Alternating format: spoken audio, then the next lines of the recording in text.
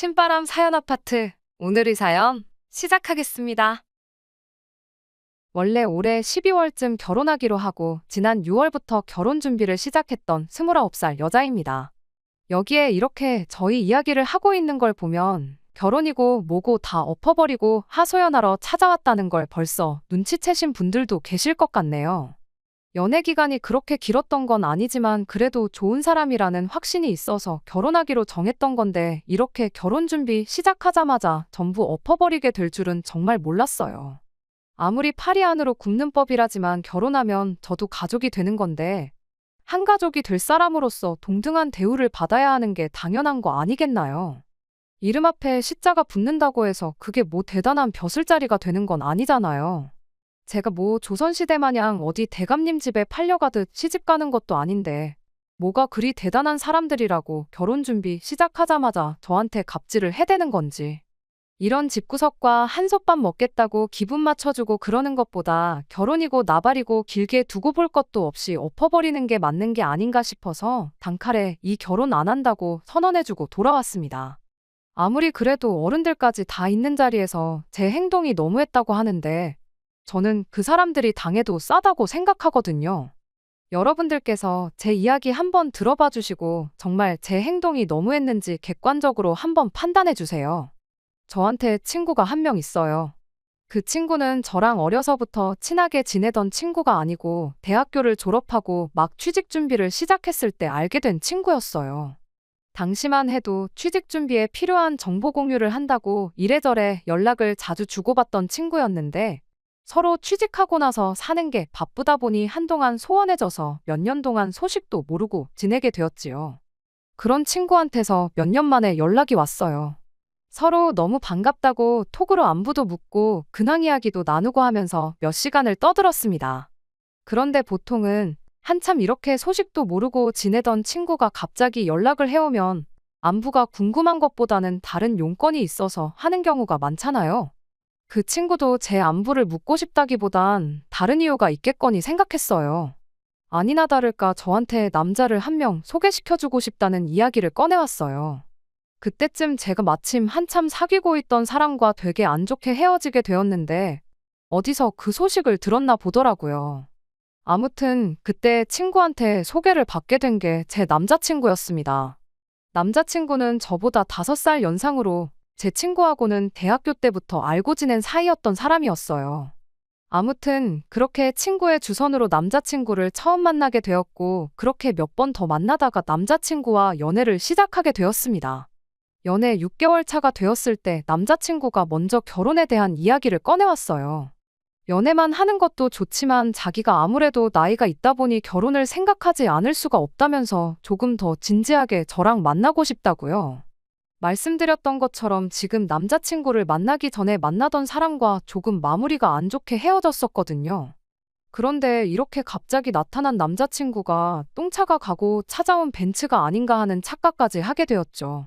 남자친구를 만나기 전에 만나던 사람과 워낙에 안 좋게 헤어졌다 보니 남자친구가 더 좋은 사람처럼 보였나 싶었던 것 같아요.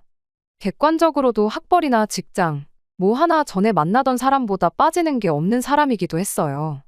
아무튼 저도 늦은 나이는 아니지만 곧 30을 앞두고 있던 나이다 보니 남자친구가 꺼낸 결혼 이야기를 긍정적으로 받아들이게 되었습니다. 그 뒤로 반년 정도를 더 만나다가 지난 6월에 남자친구의 청혼을 받게 되었고 그렇게 저희는 올해가 가기 전에 결혼식을 올릴 계획을 세우고 본격적으로 결혼 준비를 시작하게 되었습니다. 남자친구와 저 사이에 친구가 있다 보니 결혼 이야기 오가는 동안에 서로가 말은 안 했지만 대충 조건이 어느 정도인지에 대해서는 어렴풋이 알고는 있었어요. 그러다 남자친구의 청혼을 받고 나서는 쉬쉬할 일도 아니겠구나 싶어서 서로의 경제 상황에 대해서 오픈을 하게 되었습니다. 일단 저는 현재 외국계 기업에서 일을 하고 있어요. 올해로 입사 4년차 대리고 세금 같은 거 전부 제외하고 월급을 280 정도 받고 있습니다. 또래들과 비교하면 뭐 엄청 모자란다 싶을 만큼 적게 버는 것도 아니고 평범한 편이지요. 그래도 회사가 외국계다 보니 추가 근무를 한 것에 대해서는 칼같이 계산을 해주는 편이에요. 마음만 먹으면 잔업에 야근 이런 거 해서 월 300 정도는 맞춰서 벌 수 있지만 제가 워라밸을 중시하는 사람이다 보니 돈 얼마 더 버는 것보다 일찍 퇴근해서 이것저것 배우며 자기 개발하는데 더 시간을 쏟고 있습니다. 아무튼 직장 생활 시작한 이래로 제가 저금으로만 2천만 원 정도를 가지고 있습니다. 연봉 받는 거 치고 저금이 적은 이유는 대부분의 재산을 주식으로 보유하고 있기 때문입니다. 작년과 재작년에 어떻게 운이 좋아서 주식으로 조금 재미를 봤어요. 주식 계좌에만 한 5천만 원 정도 들어있고요. 더 모으려면 더 모을 수 있었지만 말씀드린 대로 제가 이것저것 배우러 다니는 걸 좋아해서 생활비 외에도 추가적으로 들어가는 부분이 있다 보니 그렇게 7천 가지고 있는 게 전부입니다. 남자친구는 저보다 연봉이 훨씬 높아요. 저랑 5살이나 차이가 나는 만큼 사회생활 경력도 더 길지만 그런 거 다 감안해서 제가 같은 경력이라 할지라도 남자친구가 버는 만큼 벌지는 못합니다. 월급은 이것저것 다 떼고 380 정도 들어오고 명절이나 연말에 나오는 수당 같은 것까지 계산하면 월급이 400을 넘는다고 봐도 무방합니다. 그런데 모아놓은 돈이 4천만 원이 전부였어요. 대신 할부가 다 끝난 차가 한 대 있었습니다. 저는 별말 안 했는데 자기가 차를 처음 샀을 때 출고가가 4천 정도였다고 그럼 저보다 1천만 원은 더 모아놓은 거라고 봐도 무방하지 않냐고 하는 걸 보니 자기가 돈을 썩 잘 모으지 못했다는 걸 알고는 있는 눈치였어요. 그래도 제가 돈을 그것밖에 못 모았냐고 따진 것도 아니고 아무 말도 안 했는데 저러는 걸 보니까 좀 어이가 없었습니다. 그래서 차를 샀을 때 가격이 아니라 지금 당장 처분했을 때 얼마나 쳐주는지를 봐야지 맞는 거 아니냐고 한마디 따졌죠. 그랬더니 남자친구가 난데없이 제 주식을 가지고 걸고 넘어져 왔습니다. 주식도 팔아야 돈인 거 모르냐고 지금 주식 계좌에 있는 5천만 원이 내일도 똑같이 5천만 원이라고 생각하지 말라고 하는 거예요. 주식이라는 게 원래 예상할 수 없는 것이다 보니 남자친구 하는 말이 틀린 말은 아니었지만 그 상황에서 그런 말을 한다는 건 억지나 마찬가지였습니다. 그 말이 나온 순간 당장 제 주식을 처분해버리면 되는 상황이었으니까요. 남자친구야말로 자동차를 당장 업자한테 넘긴다고 하면 출고가 4천은커녕 절반값이나 받을 수 있을까 말까였으니 말이에요. 그렇게 따지고 들면 그만인 이야기였지만 사실 애초에 처음부터 저는 저희가 결혼을 앞두고 서로 경제 상황을 알기 위해 말을 꺼낸 거지 돈이 얼마나 인내업내를 가지고 싸울 생각이 없었습니다. 저 또한 당장 제 돈의 대부분이 주식에 묶여있는 상황이었던 데다가 계속 상승세를 타고 있는데 결혼 때문에 굳이 그 돈을 빼고 싶지는 않았거든요. 적어도 신혼집 구하기 하루 전까지는 손에 쥐고 있고 싶었고 가능만 하다면 향후 몇 년은 그냥 들고 있고 싶었던 게 제 마음이었어요. 그러니 따지고 보면 저는 수중에 2천밖에 없는 거나 마찬가지였는데 그 상황에서 제가 남자친구한테 돈을 너무 못 모은 거 아니냐고 따지고 들 이유가 하나도 없던 상황이었습니다.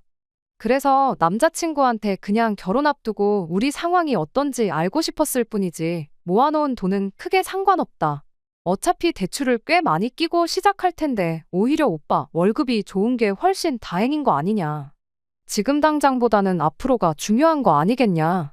이렇게 말해주면서 오해는 풀었고 다툼까지 가지는 않았네요.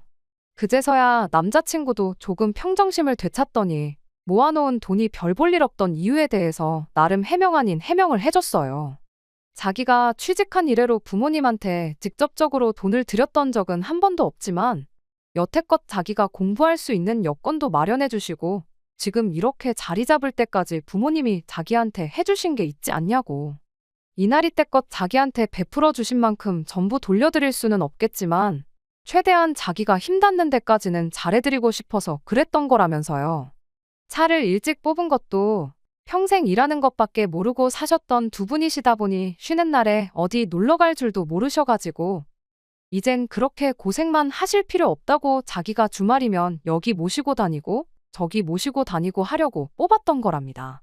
제 질문에 예민하게 굴었던 이유는 혹시나 자기가 모아놓은 돈이 별로 없다는 이유로 청혼을 받자마자 결혼을 안 한다고 나올까봐 그랬던 거라며 자기가 성급했다고 사과를 바로 해왔어요. 1년 짧은 기간이나마 연애하는 동안 한 번도 다툰 적이 없었는데 결혼하기로 하자마자 크게 다투진 않을까 싶었는데 자기가 잘못했다는 거 바로 인정하고 사과를 하는 모습에 안심이 되더라고요. 쓸데없이 자기 자존심 지키겠다고 계속 화내는 것보다 인정할 거 인정하는 모습이 100배 1000배 낫다고 생각했거든요. 그리고 동시에 가족들한테 잘하는 가정적인 면도 좋게 보였어요.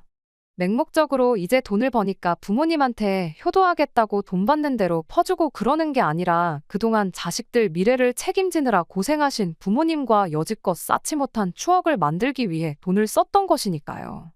자기만 알고 이기적인 그런 사람보다야 그런 마음을 쓸 줄 아는 모습이 좋아 보였어요.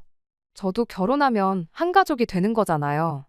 아무리 100세 시대라지만 인생이 결코 긴 게 아닌데 돈 없이는 사랑도 행복도 찾을 수 없다지만 아무 추억도 만들지 않고 돈만 쥐고 있는 게 능사는 아니라고 생각하기도 하고요.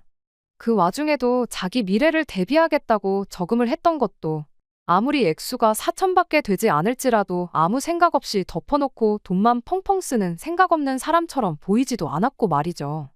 말씀드렸다시피 어차피 월급 또한 저보다 남자친구가 월등히 좋았고 저나 남자친구나 뭐 배우러 안 다니고 여행 같은 거 안 다니고 월급을 받는 족족 모았다고 한들 대출 없이 서울에 집을 구하는 게 어디 가능키나 한 일이겠나요?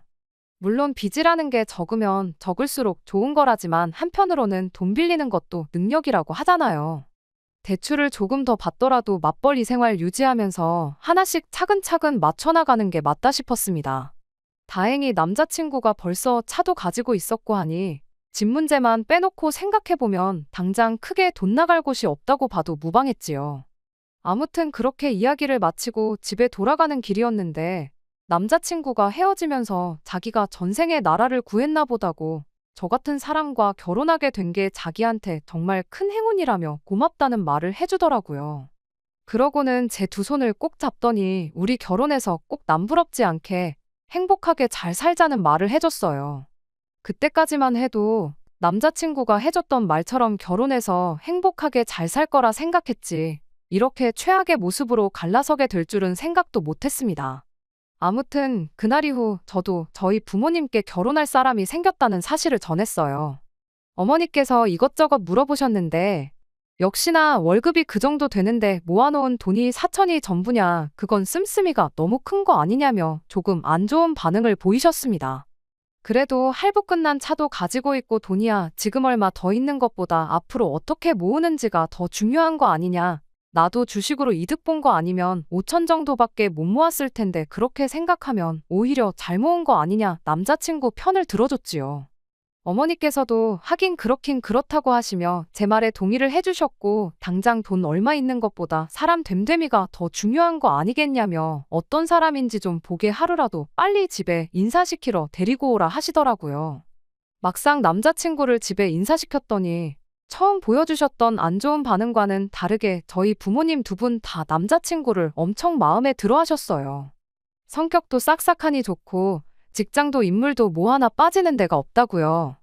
남자친구도 저희 부모님한테 그동안 자기가 부모님 모시고 여기저기 다녔던 여행지 이야기를 꺼내면서 그중에 가장 좋았던 곳들을 뽑아서 저희 결혼하고 나거든 저희 부모님 모시고 한 번 더 다녀오면 어떻겠냐 이런 식으로 이야기를 했습니다. 그때까지만 해도 제가 정말 사람 하나 제대로 봤구나 싶었어요. 자기 가족만 소중하고 자기 가족만 챙기는 이기적인 사람이 아니라 배우자의 부모님한테도 잘하는 가정적이고 양가 불문하고 가족들에게 헌신하는 좋은 1등 신랑감이라 생각했습니다. 그런데 막상 남자친구의 가족들과 함께 있던 자리에서는 그런 모습이 아니라 한쪽으로 치우쳐도 너무 치우친 그동안의 모습과는 정반대의 모습을 보여줬어요. 그리고 결국 그것 때문에 남자친구 가족들을 처음 만난 그날 결혼하기로 한 거 다 엎어버리고 남자친구 집까지 쑥대밭으로 만들고야 말았네요. 남자친구를 저희 집에 소개했으니 당연히 이번엔 제가 남자친구 집에 인사를 드리러 갈 차례가 되었습니다. 남자친구가 워낙에 저희 집에서 좋은 모습을 보여줬으니 저 또한 남자친구가 했던 것처럼 똑같이 좋은 모습을 보여주고 싶었어요. 다만 제 성격이 남자친구처럼 싹싹하고 어른들 앞에서 긴장 안 하고 그런 성격이 아니다 보니 혹시나 실수하지 않을까 걱정도 많이 했습니다. 다행히 남자친구 부모님이 그렇게 깐깐해 보이는 사람들은 아니었어요. 저희가 근처까지 다 와간다고 연락했더니 아파트 현관까지 나오셔서 저희를 마중 나와 주셨어요. 그 길로 예약한 식당에 가서 식사를 하고 왔습니다. 모처럼 외식하러 나왔는데 밥 먹는 중에 이런저런 질문했다간 먹다 체할 수도 있다고 본격적인 이야기는 집에 가서 하자며 정말 간단한 질문들 외에는 아무것도 안 물어보셨어요. 그런 사소한 배려에 좋은 분들이구나 하는 생각을 가졌고 그러면서 저도 점점 긴장했던 게 조금씩 풀어지기 시작했습니다. 그렇게 식사를 마치고 다시 남자친구 집으로 향했고 그때부터 남자친구 부모님의 질문 공세가 이어지기 시작했습니다. 덕분에 긴장이 많이 풀어졌다 보니 물어본 질문에 대답하는 게 전혀 어렵지 않았어요. 남자친구가 저희 부모님께 했던 만큼 싹싹하지는 않았지만 나름대로 잘했다고 생각했고 저 혼자만의 생각일 수도 있겠지만 남자친구 부모님 또한 저를 마음에 들어 하시는 듯 싶었습니다. 그런데 문제는 남자친구의 여동생이었어요. 저한테는 하마터면 제 인생 최악의 신우가 될 뻔했던 사람이기도 하고 어떻게 보면 덕분에 결혼이 엎어졌으니 은인이기도 한 사람이지요. 아무튼 그때는 남자친구 동생이 인격이 파탄난 사람인 걸 몰랐고 어쨌든 남자친구의 가족이니 웬만해서는 저를 좋아라 해줬으면 싶었습니다. 외출 중이라 같이 식사하는 자리는 함께하지 못했는데 집에 도착해서 한참 이야기 나누던 도중에 동생이 집에 돌아왔어요. 남자친구한테 저보다 나이가 1살 어린 여동생이 있다는 건 이미 연애 시작할 때쯤부터 알고 있었습니다. 여동생이 있다는 이야기 정도만 들었지 직접 만나보거나 여동생에 대해서 자세한 이야기를 들어본 적은 없었지만 그래도 저랑 1살 차이밖에 나지 않는 만큼 친자매까지는 아니어도 친구처럼 가깝게 지낼 수도 있겠구나 생각했었어요. 하지만 그거야말로 저 혼자만의 생각이었습니다. 남자친구 여동생이 집에 들어오자마자 어머님께서 동생한테 여기 네 새언니 될 사람 와 있으니까 어서 와서 인사부터 하라고 한마디 하셨지요. 저보다 1살 어리다는 건 이미 알고 있었지만 어쨌든 초면이다 보니 동생이 저한테 인사를 하기 전에 먼저 제가 안녕하세요 하고 앞으로 잘 부탁드린다 인사를 건넸습니다. 그런데 여동생이란 사람은 시큰둥한 표정으로 제 인사를 받는 둥 마는 둥 하더니 다짜고짜 저를 위아래로 훑어보기 시작했어요. 그러더니 벼랑간 제 인사를 받기는커녕 너가 걔구나? 한마디 던지고는 남자친구 부모님 옆자리에 가서 털썩 자리를 깔고 앉더라고요. 난데없이 반말을 내뱉는 남자친구 동생 때문에 순간 그 자리 분위기가 그대로 얼어붙어 버렸어요. 그런데 그 와중에 남자친구 여동생한테 말버릇이 그게 뭐냐 하고 지적해주는 사람이 한 명도 없었습니다. 남자친구가 설마 동생이나 부모님께 제 나이를 말을 안 해줬나 싶기도 했는데 말을 안 해준 건 둘째치더라도 남자친구 본인이 이미 제가 1살 더 많은 걸 알고 있는데 그 상황에 동생한테 말 한마디 안 하고 가만히 있는 건지 싶었습니다. 애초에 초면인 사람한테 반말부터 내뱉는 게 정상은 아닌 상황이잖아요. 몰랐을 수도 있지. 착각했을 수도 있지 하고 그냥 넘길 상황도 아니었어요. 이후로도 당연한 듯이 저한테 계속 반말로 말을 해대기 시작했거든요. 그 와중에 남자친구가 한마디 하기는 했는데 그게 예의 없는 말투에 대한 지적이 아니었습니다. 남자친구 동생이 먼저 저한테 말을 꺼냈어요. 설마 예비시댁에 인사하러 왔는데 빈손으로 온 건 아니겠지? 하고 물어왔죠. 그때 남자친구가 처음으로 입을 열었는데 그게 말투에 대한 지적이 아니라 설마 빈손으로 왔겠냐는 대답을 하고는 제가 사가지고 온 과일 바구니를 턱으로 쭉 하고 가리키더라고요. 남자친구 여동생이 그 과일 바구니를 보더니 안 그래도 자기가 친구랑 나가서 밥 먹고 오는 길인데 기름진 거 먹어서 상큼한 게 땡겼는데 잘 됐다며 저한테 나 과일 좀 먹어도 되지? 하고 한마디 말을 꺼내더군요. 당장 세상에 이건 또 무슨 상황이냐고 따져묻고 싶었지만 그래도 누군가는 이 사람한테 예의 없게 이게 뭐 하는 짓이냐고 먼저 말해주지 않을까 싶어서 가만히 있었습니다. 뭐 당연한 이야기겠지만 누구 하나 나서서 그걸 지적해주는 사람이 없었어요. 저보다 1살 아래면 오빠인 남자친구와 한참 나이차가 나는 건데 집에서 막내로 커서 버르장머리가 없는 건가? 아니면 반대로 막내라서 남자친구고 남자친구 부모님이고 그냥 뭔 짓을 하던 간에 오냐오냐 해주는 건가 싶었어요. 하지만 진짜 어이없는 건 남자친구 여동생 입에서 나온 말도 안 되는 질문이었습니다. 아니, 질문이라고 하기도 뭐하고 오히려 통보에 가까웠지요. 제 의사는 물어보지도 않고 남자친구한테 곧바로 물어보더라고요. 오빠 결혼하면 맞벌이 하는 거냐고 묻더니 그럼 돈을 2배로 벌겠다며 이참에 자기 매달 주던 용돈도 2배로 올려서 100만 원씩 달라는 소리를 했으니까요. 분명 남자친구가 저한테 가족들한테 돈을 퍼주느라 못 모은 게 아니고 가족들과 추억을 만드는데 썼다는 말을 했는데 그 말과는 전혀 다른 이야기가 나오니 적잖이 당황스러웠죠. 그런데 더더욱이 어이가 없었던 건 이어진 남자친구의 반응이었습니다.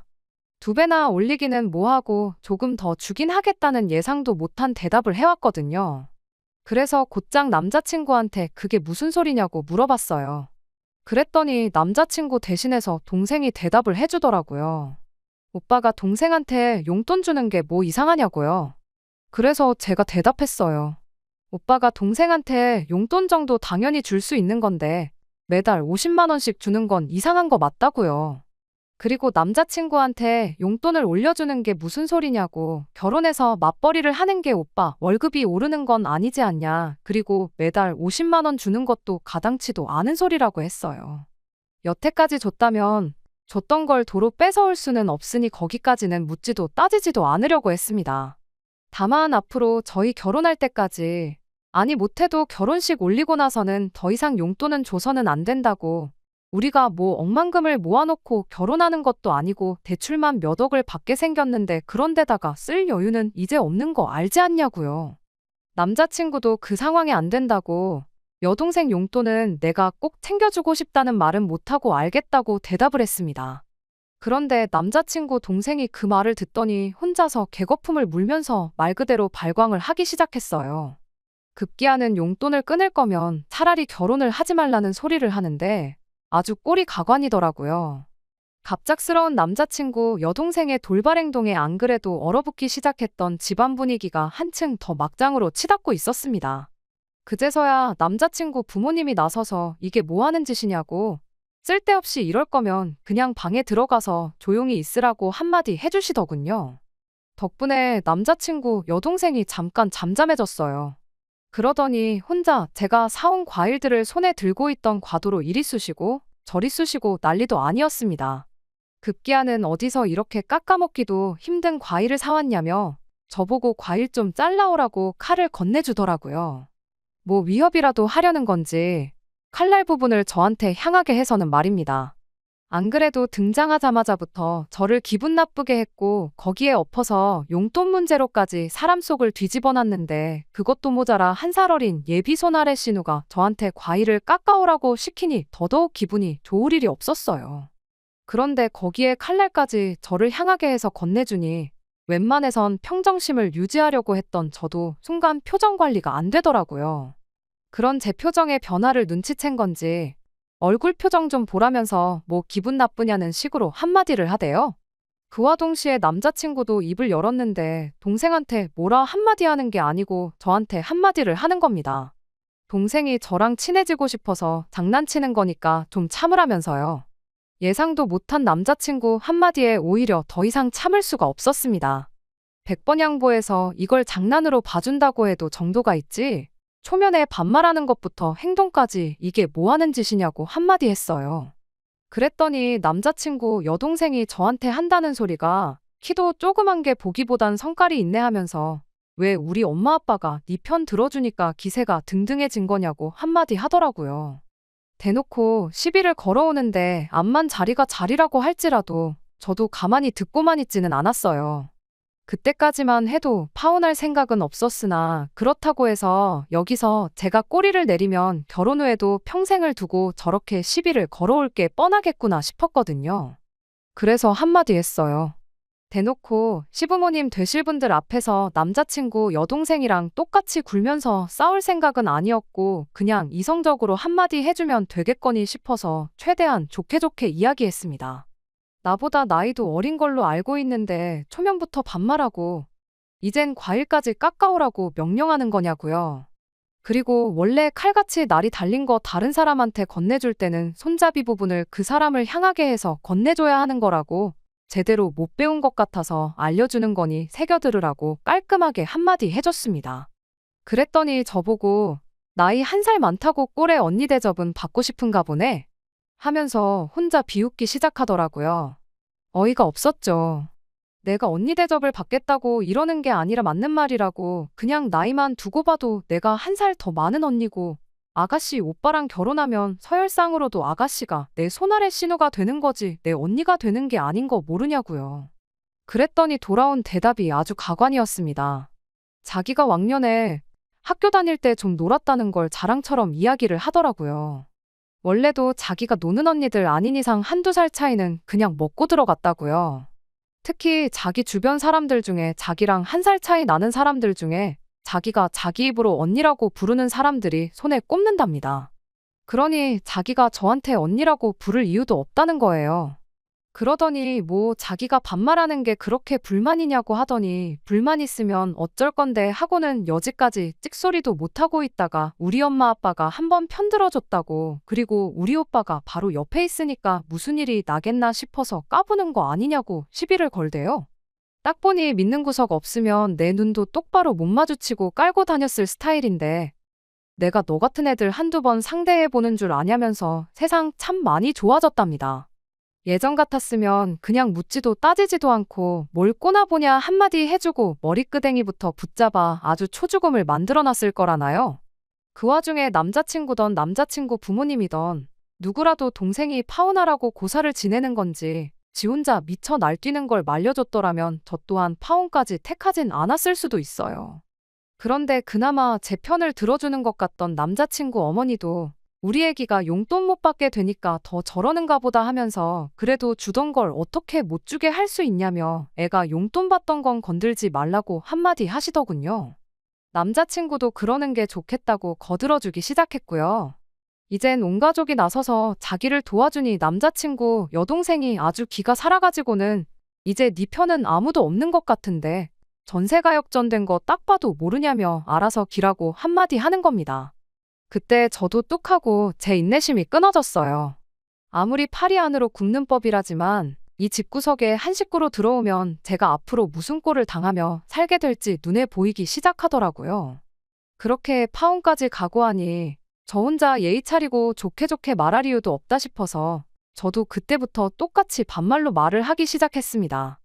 연예인이나 운동선수같이 유명한 사람들도 혹시나 자기가 과거에 잘못했던 거 들킬까봐 조마조마해하고 실제로 들킨 사람들은 아무리 당사자한테 사죄를 하고 용서를 빌어도 활동을 다시 못할 만큼 나락에 가버리는 정의가 승리하는 사회가 되었으니 네 말대로 세상 참 좋아진 것 같다고요. 그리고 남자친구는 물론이고 남자친구 부모님 앞에다 대고 저걸 보니 이 집 가정교육 수준이 어느 정도 되는지 알겠다고 나는 이 집에 며느리로 들어오기엔 너무 아까운 것 같으니 결혼 이야기는 없던 걸로 하고 저도 여기까지만 하고 이만 가보겠다 말하고 자리에서 일어났어요. 그리고 남자친구 동생한테 마지막으로 한마디 해줬습니다.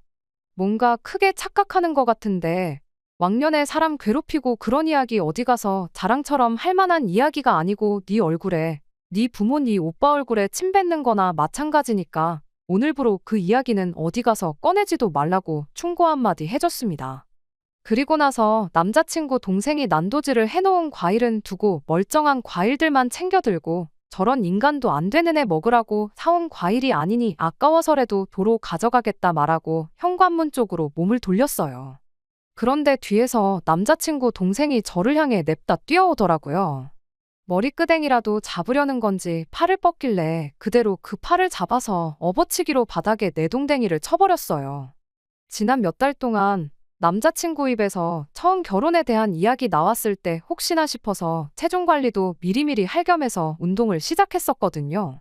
그냥 헬스장만 다니기에는 지루한 것 같고 새로운 것도 배워보고 싶어서 집 근처에 있는 종합격투기 도장에 등록해서 주짓수며 유도며 이런 걸 배웠거든요. 체중 관리가 목적이었지 실전에 쓰려고 배운 건 아니었는데 이렇게 배운 걸 써먹고야 말았네요. 아무리 제가 먼저 결혼은 없던 일로 하겠다고 말을 하긴 했지만 결혼 허락받으러 간 자리에서 다른 사람도 아니고 예비신우 될 사람을 바닥에 패대 기쳐버렸으니 이제 진짜로 이 결혼은 물 건너갔구나 싶었습니다. 갑자기 펼쳐진 상황에 다들 당황한 기색이 역력했는데 그 틈을 타서 집에서 빠져나왔어요. 그제서야 남자친구가 정신을 차린 건지 저를 쫓아나왔는데 급하게 제 손을 낚아채서 한다는 소리가 미안하다는 사과가 아니라 지금 어른들 계신 데서 뭐 하는 짓이냐고 따지고 들더라고요. 그러더니 당장 동생한테 먼저 사과하라길래 낚아챈 제 손을 쥐고 있던 남자친구 손을 그대로 비틀어 꺾어버렸어요. 이것도 도장에서 호신술 수업 시간 때 배운 건데 이런 데서 또 써먹을 줄은 몰랐네요. 그대로 손목이 꺾인 남자친구가 비명을 지르며 그대로 바닥에 주저앉더라고요. 마무리까지 이렇게 확실하게 정을 떼주니 오히려 고마울 따름이었습니다. 참 좋은 사람이라 생각했고 결혼까지 생각했는데 본 모습이 이런 사람일 줄은 몰랐다고. 동생 용돈 못 주게 된 게 엄청 아쉬워 보였는데 오히려 잘 된 거 아니냐고. 평생 인간도 못 되는 동생 뒷바라지나 해주면서 살라고 한마디 해주고 집에 돌아왔습니다. 저희 어머니가 이야기 듣더니 뭐 그런 경우 없는 집구석이 다 있냐며 어이없어 하시더라고요. 남자친구를 맘에 들어하긴 하셨지만 제 인생이 시궁창으로 빠지게 될 게 눈에 뻔한 상황인데 오히려 현명한 결정을 내렸다고 잘했다고 칭찬해 주셨어요. 제가 나이가 많은 것도 아니고 능력이 없는 것도 아닌데 미천 다 드러난 집구석에 제가 시집갈 이유가 하나도 없다고요. 다들 하나같이 심지어 도장 사범님마저도 제가 잘했다고 이야기만 들어도 속이 다 시원하다는 반응이었는데 딱 한 사람 다른 반응을 보인 사람이 있었어요. 바로 남자친구를 저에게 소개해줬던 그 친구였습니다. 그래도 다른 사람도 아니고 남자친구 부모님이 계신 자리인데 그렇게 쑥대밭으로 만들어 놓았어야 했냐며 제가 잘못했다고 하더라고요. 남자친구가 자기 회사랑 가장 큰 거래처에서 일하는 사람인데 혹시나 제 일 때문에 자기 일하는데 지장이 생기면 어떡하냐면서 저보고 빠른 시일 내로 남자친구한테 사과를 했으면 좋겠다고 하더라고요. 아마 저를 소개시켜줬던 것도 남자친구한테 잘 보이려고 해줬던 거겠구나 싶었고 그걸 알게 되니 이 친구하고도 계속 가깝게 지낼 이유가 없겠구나 싶었습니다. 남자친구나 이 친구 말 맞다나 예비시 부모님 될 사람 앞에서 그 집 딸을 바닥에 패대기 치고 예비 신랑 손목을 꺾어서 무릎까지 꿇게 만든 게 정말 제가 잘못한 일인가요? 저는 아직도 제가 잘못한 거 하나도 없다고 생각합니다. 그 인간들은 당해도 싼 인간들이고 그 정도로 해도 평생 정신 못 차리고 살 거라는 걸 알고 있거든요.